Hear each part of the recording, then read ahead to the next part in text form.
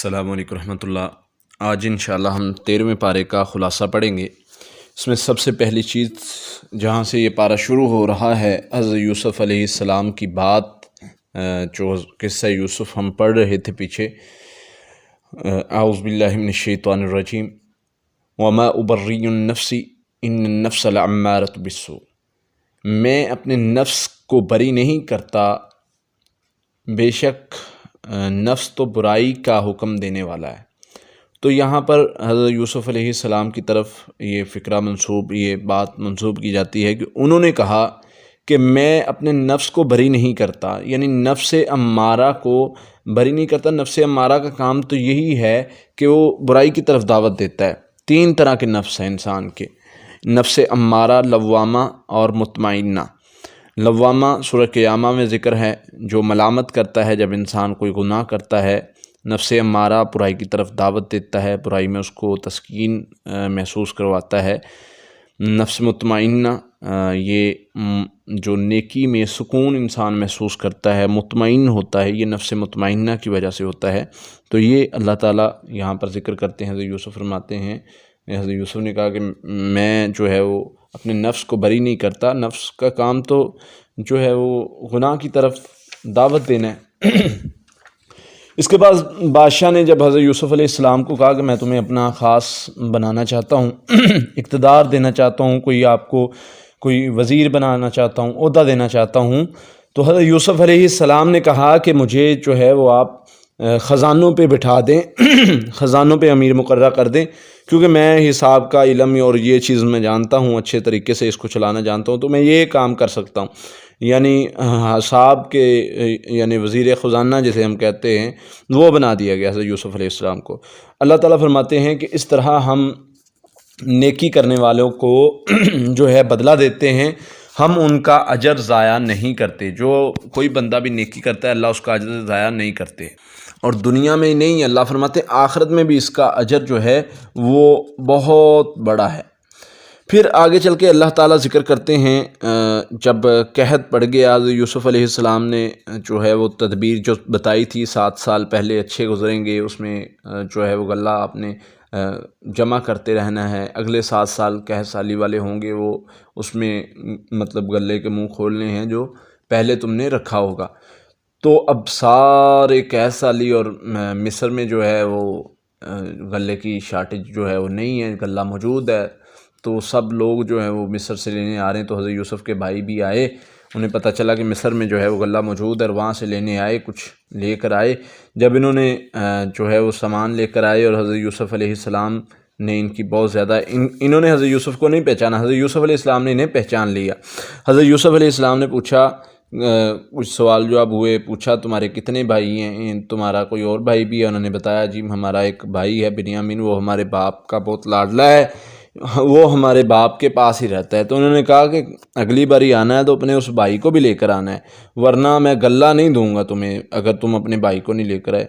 انہوں نے کہا ٹھیک ہے۔ حضرت یعقوب علیہ السلام کے پاس جب دوبارہ لینے کے لیے آنا تھا، انہوں نے کہا کہ اے ہمارے ابا جان، بادشاہ نے ہماری جو ہے وہ بڑی مہمان نوازی کی ہے، تو اس نے جو ہے وہ کہا ہے کہ تم نے اگر دوبارہ آنا ہے تو غلہ لینے آنا ہے تو اپنے بھائی کو لے کر آنا ہے۔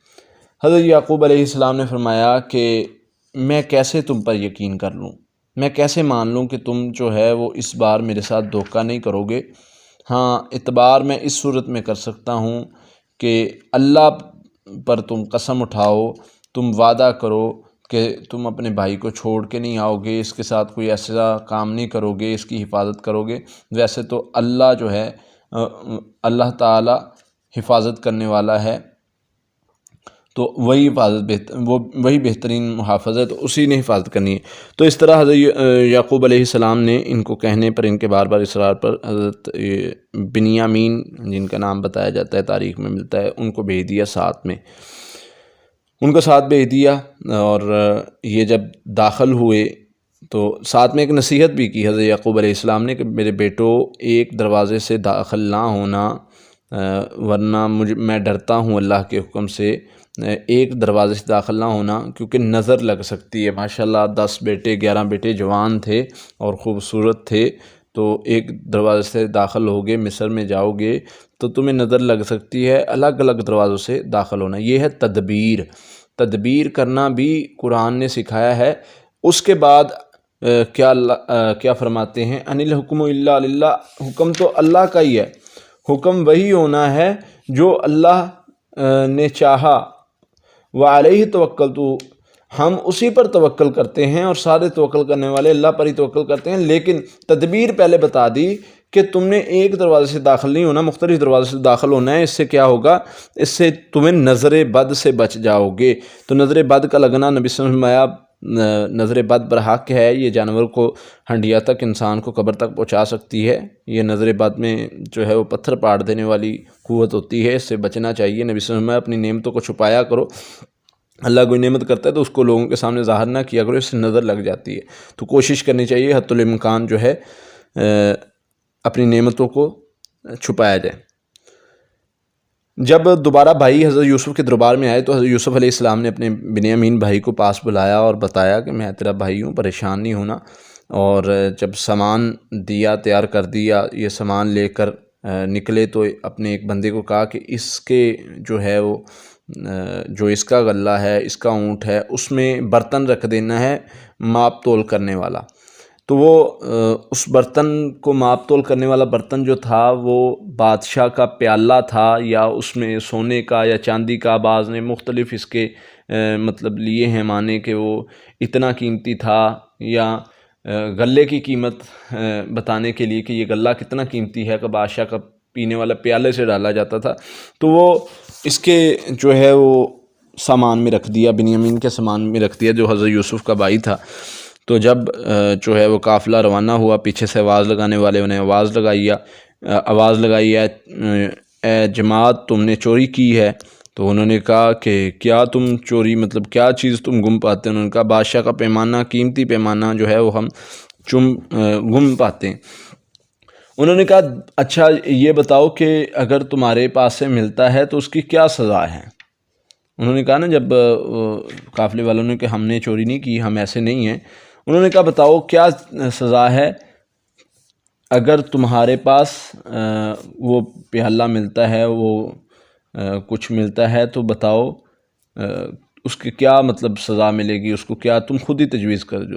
انہوں نے کہا کہ اس کی سزا یہی ہے، جس کے پاس جو ہے وہ پیالہ ملے وہی بندہ اس کو ہی رکھ لیا جائے، یہی ہمارے ہاں سزا دی جاتی ہے۔ اب بادشاہ کمٹمنٹ کر رہے ہیں ان کے ساتھ، کیونکہ یہاں مصر کے رول کے مطابق حضرت یوسف علیہ السلام حضرت بنیامین کو کسی طریقے سے بھی نہیں رکھ سکتے تھے۔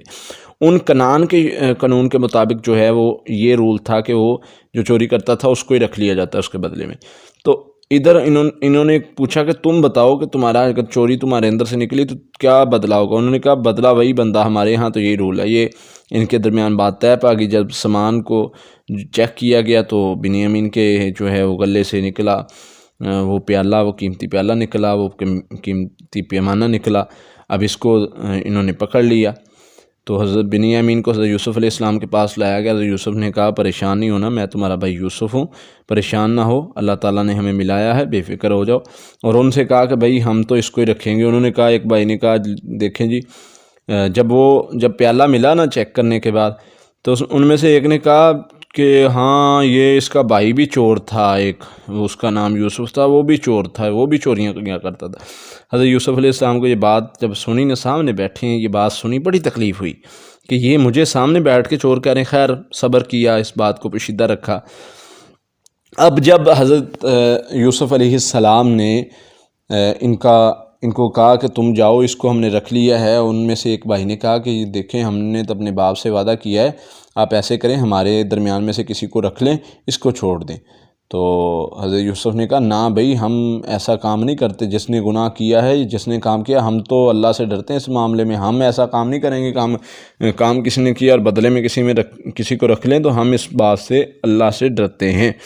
تو انہوں نے کہا کہ ہمارا باپ ضعیف ہے۔ ایک بھائی نے کہا کہ بڑے بھائی نے کہا کہ جی میں تو نہیں یہاں سے جاؤں گا، پہلے ہم نے یوسف کے بارے میں یہ بات کہی ہے، تو اب ہم اپنے باپ سے جا کے کس منہ سے کہیں گے یا کیسے کہیں گے، تو میں تو نہیں جاتا، یا تو میرا باپ مجھے جو ہے یہاں سے آنے کی اجازت دے، تو یا پھر جو ہے وہ میں مطلب یہاں سے نہیں ہلوں گا جب تک میرا باپ مجھے نہیں کہے گا یا اللہ تعالیٰ میرے لیے کوئی فیصلہ نہیں نازل کر دیتے۔ انہوں نے بادشاہ سے بڑا منت سماجت کی کہ حضرت یوسف علیہ السلام سے کہ آپ دیکھیں بہت اچھے محسنین میں سے ہیں، آپ احسان کرنے والے ہیں، آپ ایسے کریں، ہم میں سے کسی کو رکھ لیں، لیکن حضرت یوسف اس بات پر نہیں مانے۔ یہ جب اپنے باپ کے پاس لوٹے اور حضرت یعقوب علیہ السلام کو بتایا کہ تیرے بیٹے نے چوری کی ہے، ہم نے گواہی دی ہے، آپ بے شک ان سے پوچھ لیں، لیکن جو ہے وہ تیرے بیٹے نے چوری کی اور اس کے بدلے میں انہوں نے اس کو رکھ لیا ہے۔ حضرت یعقوب علیہ السلام نے فرمایا میں کیا کر سکتا ہوں تمہاری اس بات پر، فصبر جمیل، میں تو صبر کروں گا، میرا تو صبر ہی ہے، میں کیا کہہ سکتا ہوں اس بات پر، تم نے جو بھی کام کیا ہے اللہ تعالیٰ جاننے والا ہے، اللہ تعالیٰ ہی علم رکھنے والا ہے اور حکمت والا ہے، میں اس پر کچھ نہیں کہتا۔ پھر جب حضرت یعقوب علیہ السلام مطلب جب دوبارہ یاد آئی اسی وقت کہتے ہیں ہائے میرا یوسف، یوسف کی وجہ سے میری آنکھیں سفید ہو گئیں، میرا یوسف یوسف۔ انہوں نے کہا تو کیا یوسف یوسف کرتا رہتا ہے، وہ یوسف تو اس مطلب یہاں ہے ہی نہیں ہے، اور تو نے اپنے آپ کو جو ہے وہ ہلاک کر لیا ہے اس کی وجہ سے یوسف کو یاد کر کر کے۔ تو حضرت یعقوب علیہ السلام نے بڑی پیاری دعا کہی، بڑی پیارے کلمات کہے، انہوں نے کہا قال انما اشکو بسی وحزنی الی اللہ، میرا تو غم، میری تو شکایت، میرا تو سارا کا سارا اللہ کی طرف جو ہے وہ کرتا ہوں، میں تو میرا اللہ جانتا ہے جو تم نہیں جانتے، میں تو اپنا غم، اپنی فکر، اپنی پریشانی اللہ کے سامنے جو ہے وہ روتا ہوں۔ تو حضرت یعقوب کے قصے سے ملتا ہے، حدیث میں آتا ہے کہ یعنی کہ اگر کسی کو پریشانی ہو تو حضرت یعقوب کا قصہ دیکھ لے کہ ان سے بڑی بھی پریشانی اس پر ٹوٹ سکتی ہے کہ جوان بیٹا ایسے حضرت یوسف علیہ السلام کا جو ہے حضرت یعقوب علیہ السلام کا ان کے پاس نہ رہا اور ان کی کیفیت کیا تھی۔ پھر اسی طرح حضرت یعقوب علیہ السلام نے کہا کہ اے میرے بیٹو یوسف اور اس کے بھائی کے بارے میں سراغ لگاؤ، میں اللہ کی رحمت سے نا امید نہیں ہوں، بے شک حقیقت تو یہ ہے کہ اللہ تعالیٰ اللہ کی رحمت سے کافر لوگ ہی نا امید ہوتے ہیں۔ تو اسی طرح دوبارہ حضرت یعقوب علیہ السلام نے کچھ مال اکٹھا کیا، پونجی اکٹھی کی اور بھیجا کہ چلو یہ دے کر منت سماجت کر کے، کچھ بعض کہتے خط لکھا ساتھ میں کہ میرے بیٹے کو چھوڑ دو، مال بھیجا کہ جو ہے وہ اس کو چھوڑ دو۔ تو جب وہ دوبارہ گئے حضرت یوسف علیہ السلام کے پاس اور جا کے کہا کہ یہ ہم کچھ پونجی لے کر آئے ہیں، تو ہمیں ہمارا ماپ دے دے پورا اور ہمارے بھائی کو چھوڑ دے۔ تو حضرت یوسف علیہ السلام نے پوچھا کہ بتاؤ تم نے یوسف کے ساتھ کیا کیا تھا؟ انہوں نے کہا، وہ حیران رہ گئے کہ یہ کیا معاملہ بنا۔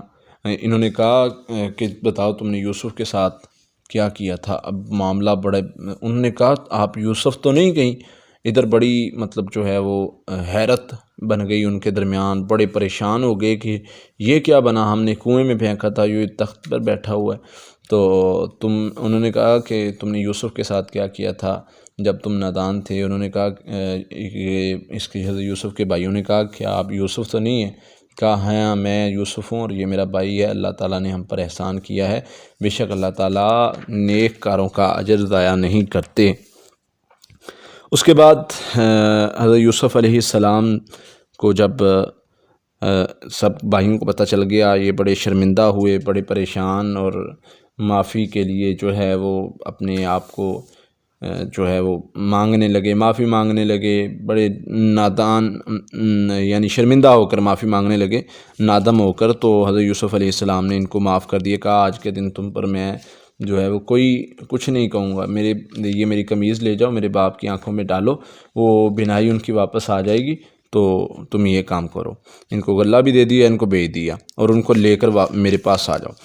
جب حضرت یعقوب علیہ السلام کی طرف قافلہ چلا نا، تو حضرت یعقوب علیہ السلام نے کہا کہ جو ان کے پاس تھے کہ میرے بیٹو مجھے یوسف کی خوشبو آ رہی ہے آج، اگر تم مجھے پاگل نہ سمجھو، یہ نہ سمجھو کہ یہ جو ہے وہ ہوش میں نہیں ہے، تو مجھے آج یوسف کی خوشبو آ رہی ہے۔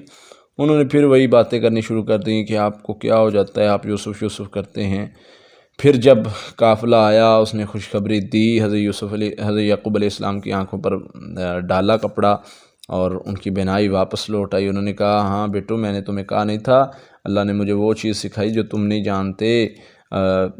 تو انہوں نے کہا کہ ہمارے باپ ہمیں معاف کر دے، ہم نے بہت غلط کام کیا ہے، ہماری غلطی پر ہمیں جو ہے ہم شرمندہ ہیں، ہمیں معاف کر دے، بے شک اللہ تعالیٰ بھی معاف کرنے والا ہے۔ جب حضرت یعقوب علیہ السلام کو جو ہے وہ حضرت یوسف علیہ السلام کے پاس لے جایا گیا، اور سارے کے سارے جو ہے وہ حضرت یعقوب علیہ السلام نے جو ہے وہ اپنے بیٹے کو دیکھا، حضرت یوسف علیہ السلام نے پاس بٹھایا اپنے، اور سارے کے سارے بھائی جو ہیں وہ سجدے میں گر گئے۔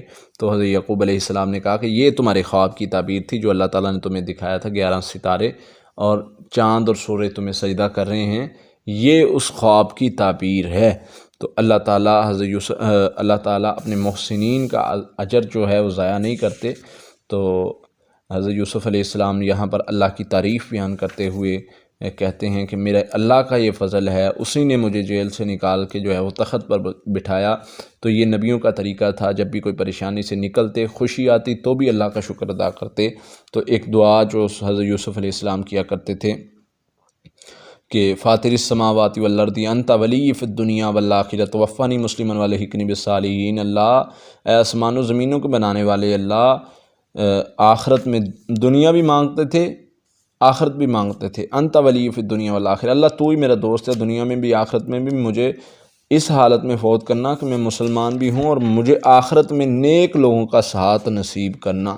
پھر اللہ تعالیٰ اس صورت کے آخر میں بتاتے ہیں، فرماتے ہیں کہ یہ غیب کی خبریں ہیں جو ہم آپ پر نازل کرتے ہیں تاکہ آپ یہ بیان کریں، یہ قصے بیان کریں عقل والوں کے لیے۔ اس میں جو ہے وہ بہت ساری نشانیاں ہیں، نصیحتیں ہیں تاکہ تم لوگ سمجھو۔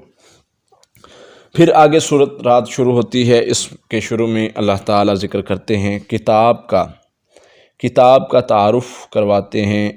اس کتاب کے حوالے سے اللہ تعالیٰ فرماتے ہیں کہ یہ کتاب آسمانوں سے، یہ اللہ تعالیٰ اپنا تعارف کرواتے ہیں پہلے کہ اللہ تعالیٰ وہ ہے جس نے بغیر ستونوں کے آسمان بنائے، چاند سورج کو بنایا، اللہ تعالیٰ نے ہر چیز کو بنایا، وہ چلتی ہے اپنے مقررہ وقت پر، چاند چلتا ہے، سورج چلتا ہے، ہر چیز اپنے مقررہ وقت پر چلتی ہے۔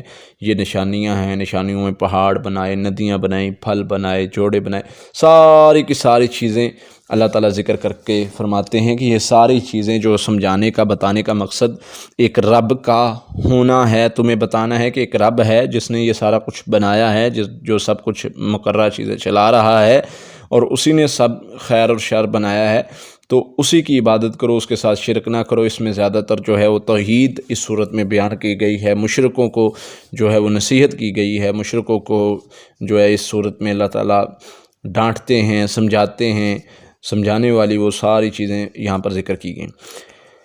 اللہ تعالیٰ فرماتے ہیں یہ کافر جن کو پکارتے ہیں ان کی مثال ایسے ہے جس سے وہ دعا کرتے ہیں، وہ ان کی دعا تو سنتے ہی نہیں۔ ان کی مثال ایسے ہے جیسے ایک بندہ پانی کی طرف ہاتھ پھیلاتا ہے کہ وہ اس کے منہ میں آ جائے، حالانکہ وہ پانی جو ہے وہ دور ہے، اس کو چل کے جانا پڑے گا پانی کے پاس۔ اللہ تعالیٰ نے مثال دی کہ جیسے یہ دور سے بیٹھا پانی کی طرف ہاتھ پھیلاتا ہے نا، پانی اس کے منہ میں خود نہیں آ سکتا، اس کو جانا پڑے گا۔ تو یہ مشرکوں کی مثال اللہ تعالیٰ دیتے ہیں کہ یہ چاہتے ہیں کہ یہ ان کے منہ میں خود آ جائے پانی۔ تو یہ اللہ تعالیٰ مختلف مثالیں دے کے فرماتے ہیں یہ برا کام ہے، یہ غلط کام ہے جو یہ کرتے ہیں، یہ بے سمجھ ہیں، یہ بے عقل ہیں۔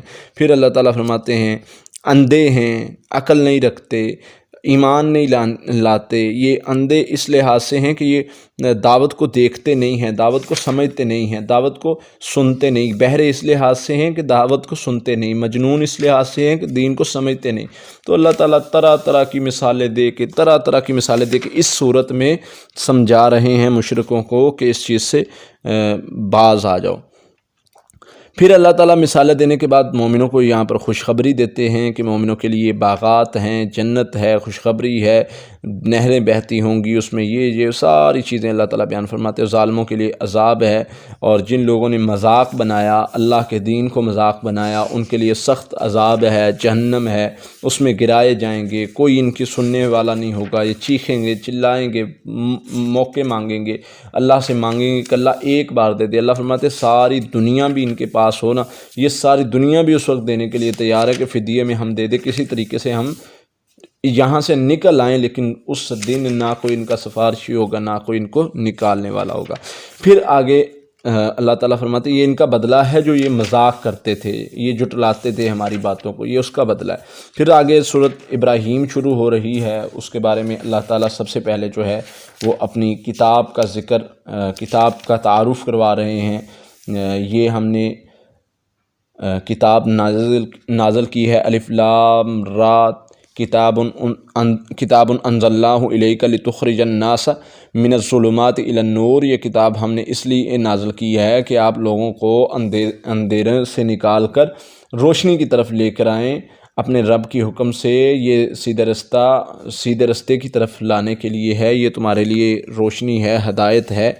اللہ تعالیٰ فرماتے ہیں کہ کچھ لوگ ایسے ہیں جنہوں نے اپنی جو ہے وہ دنیا کی زندگی کو آخرت کی زندگی پر فوقیت دی، زیادہ محبوب بنا لیا، یہ لوگ دور کی گمراہی میں ہیں۔ اسی طرح اللہ تعالیٰ فرماتے ہیں ہم نے کوئی بھی رسول بھیجا ہے وہ اس قوم کی زبان کو جاننے والا بھیجا ہے، وما ارسلنا من رسول الا بلسان قومی ہی۔ اللہ فرماتے ہیں ہم نے اس لیے بھیجا ہے، کبھی اللہ تعالیٰ فرماتے ہیں کہیں پیچھے گزر چکا ہے، ہم نے قرآن عربی میں نازل کیا تاکہ تم سمجھو، قرآن آسان کر کے نازل کیا تاکہ تم سمجھو۔ یہاں پر اللہ تعالیٰ فرما رہے ہیں کہ ہم نے رسول ان کے زبان میں بھیجے وہ جو ان کو سمجھا سکیں، اچھے طریقے سے کھول کر آیات پڑھ کے سنا سکیں۔ اسی طرح اللہ تعالیٰ فرماتے ہیں ہم نے موسیٰ علیہ السلام کو نشانیوں کے ساتھ بھیجا۔ موسیٰ علیہ السلام نے اپنی قوم کو نعمتوں کا ذکر یہاں پر ہے اس پارے میں۔ پیچھے ہم کافی چیزیں حضرت موسیٰ علیہ السلام کے قصے کے حوالے سے پڑھ چکے ہیں۔ یہاں پر حضرت موسیٰ علیہ السلام کے بارے میں ذکر ہے کہ انہوں نے نعمتیں گنوائیں کہ اللہ تعالیٰ نے تم پر نعمتیں کتنی کی، فرعون سے نجات دی جو تمہیں اتنی سختیاں کرتا تھا، پھر اللہ تعالیٰ نے تمہیں جو ہے وہ رزق دیا، تم نے ناشکری کی، اللہ تعالیٰ نے تمہارے لیے زمین کو کشادہ بنایا، تمہیں جو ہے وہ بہت بہتر امت بنایا، پھر بھی تم جو ہے وہ ناشکری کرتے ہو۔ پھر حضرت موسیٰ علیہ السلام جو ہے پرانی قوموں کی مثال دیتے ہیں۔ یہاں پر اللہ تعالیٰ نے ذکر کیا کہ تم نے نہیں دیکھا ہم نے قوم نوح، عاد، ثمود کے ساتھ کیا کیا، انہوں نے جو ہے وہ سرکشی کی تو کس طرح اللہ تعالیٰ نے ان کو غرق کیا، اور وہ اس طرح سے اللہ تعالیٰ نے عبرت کا نشان بنائے کہ دوبارہ ان کا نام و نشان نہیں رہا۔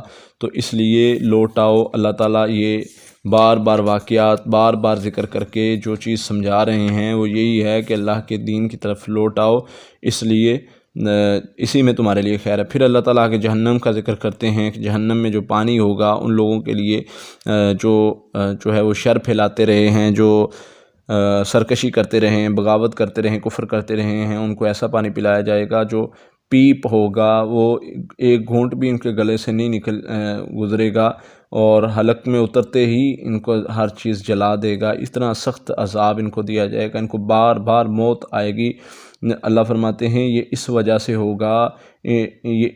ہوگا جنہوں نے اپنے رب کے ساتھ کفر کیا، اور اللہ تعالیٰ ان کے کفر کی مثال اس طرح دیتے ہیں۔ بعض کافر بھی کہتے ہیں جی اچھے عمل کرتے ہیں، تو اچھے عمل کی، ان کے اچھے عملوں کی مثال اللہ تعالیٰ اس طرح دیتے ہیں کہ ان کے اعمال اسی طرح ہیں جیسے راکھ آندھی میں اڑ جاتی ہے۔ تو یہاں پر بھی ہمارے ہاں بھی اگر کوئی بندہ کفر کرتا ہے، شرک کرتا ہے، تو اس کے اعمال کا بدلہ اللہ تعالیٰ اس کو اتنا کی دیں گے جس طرح کہ یا تو دنیا میں کچھ نہ کچھ بدلہ دے دیتے ہیں، یا پھر اللہ فرماتے ہیں اس کے اعمال اس طرح ضائع ہو جاتے ہیں جیسے آندھی میں راکھ اڑ جاتی ہے، اس طرح اس کے اعمال جو ہے وہ ضائع ہو جاتے ہیں۔ جیسے سورہ کہف میں اللہ تعالیٰ فرماتے ہیں ہم ان کے اعمال کا وزن ہی نہیں کریں گے، ہم ان کے اعمال کا جو ہے وہ وزن ہی نہیں کریں گے، تو ان کے اعمال جتنے بھی اچھے ہوں، جس کا عقیدہ ٹھیک نہیں ہے اس کے اعمال کا کوئی فائدہ نہیں۔ تو اللہ تعالیٰ فرماتے ہیں اللہ کے وعدے سچے ہیں۔ شیطان جب کہے گا، شیطان قیامت کے دن کہے گا کہ اللہ کے وعدے سچے تھے، اس نے تمہیں جو وعدہ کیا تھا وہ پورا کر دکھایا، میرے وعدے جھوٹے تھے، تو جو میرے پیچھے لگے ہیں وہ گمراہ ہوئے ہیں۔ تو مجھے پھر شیطان اپنا جو ہے الزام بھی نہیں لے گا، کہے گا میرے اوپر کیوں الزام دے رہے ہو، میں نے تمہیں کہا تھا، میں تو تمہیں ایک وسوسہ ڈالتا تھا، میں تو تمہیں ایک راہ دکھاتا تھا، تم مان کے میرے پیچھے لگ جاتے تھے۔ تو یہ اللہ کے راستے کی تمہیں دعوت نہیں سمجھ آ رہی تھی، میری بات کے پیچھے بھاگ کے لگتے تھے، میں تو تمہیں صرف راستہ دکھاتا تھا، کرتے تو تم خود تھے۔ شیطان نے قیامت کے دن مکر جانا ہے اس چیز سے کہ جو تم اعمال کرتے ہو، جو وہ کرواتا رہا ہے، اس چیز سے مکر جانا ہے۔ پھر اللہ تعالیٰ اس میں مومنوں سے جنت کا وعدہ ذکر کرتے ہیں کہ جنت کا وعدہ تمہارے لیے ہے، اس میں کون کون سی چیزیں ہوں گی، بشارتیں، خوشخبریاں، جنت کیسی ہوگی، وہ ساری چیزیں اللہ تعالیٰ یہاں پر ذکر کرتے ہیں۔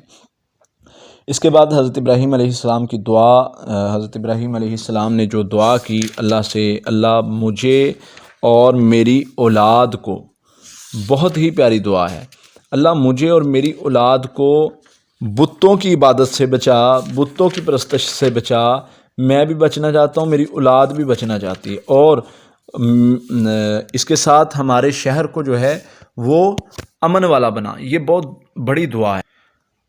وَإِذْ قَالَ إِبْرَاهِيمُ رَبِّ اجْعَلْ هَٰذَا بَلَدًا آمِنًا، سب سے پہلے امن مانگا، پھر کیا مانگا، وَجْنُبْنِي وَبَنِي أَن نَعْبُدَ الْأَصْنَامَ، اللہ یہ چیز بھی میں مانگتا ہوں کہ میں اور میرے بیٹے بتوں کی پوجا سے بچ جائیں، کیونکہ اس دور میں پوجا بتوں کی جاتی تھی، تو اس چیز سے دعا مانگی۔ ہمیں بھی ہر گناہ سے بچنے کی اللہ سے دعا مانگنی چاہیے۔ لا حول ولا قوت الا باللہ ہم اسی لیے پڑھتے ہیں، اللہ ہم نیکی کر نہیں سکتے، گناہ سے بچ نہیں سکتے تیرے فضل کے بغیر، تو یہ مانگتے رہنا چاہیے۔ اللہ تعالیٰ بندے کو نیکی کروا بھی دیتا ہے، توفیق بھی دیتا ہے، گناہ سے بچا بھی لیتا ہے۔ پھر اسی طرح حضرت ابراہیم علیہ السلام نے دعا کی اپنی اولاد کے لیے، ان حضرت اسماعیل علیہ السلام اور حضرت ہاجرہ کو، بی بی ہاجرہ علیہ السلام کو جب وہاں پر چھوڑ کے آئے، اور وہ سارا قصہ یہاں پر ذکر ہے کہ اللہ تعالیٰ حضرت ابراہیم علیہ السلام نے دعا کی ہے، اللہ ان کو جو ہے لوگوں کو ان کی طرف مائل کر، تاکہ لوگ یہاں آ کے آباد ہوں، یہ بستی آباد ہو، میں نے تیرے حکم کے ساتھ